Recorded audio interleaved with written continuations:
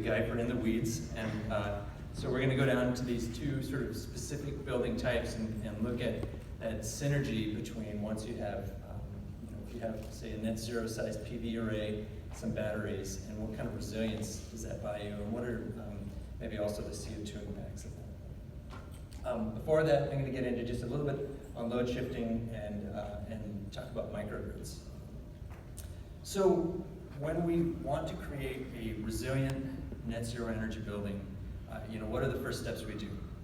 And Ralph and Mark both kind of talked about these. It's like we're going to start with good design. We're going to start with a high performance envelope. We're going to start with really good windows. We're going to start trying to reduce those loads down as low as we can get them so that our systems get really small. And then those small systems tend to be more energy efficient than, say, a really big system if we had higher loads.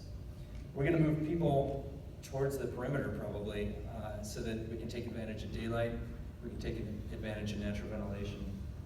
We'll put some thermal mass in the building and maybe shift the loads back a little bit. And all of that's going to help us make our buildings easier to get to net zero.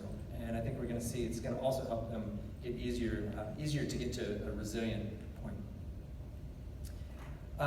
So on the thermal mass has been kind of the energy storage that we've typically seen, and active energy storage is kind of the next thing that we've been talking about a lot. I think thermal storage has been something that's been around for a while, but batteries are the thing that's coming into the vernacular of design a lot more now, and it's just because the technology is changing over the last few years, I think, with electric vehicles coming on board, and it's just becoming more and more available for us as designers. Utility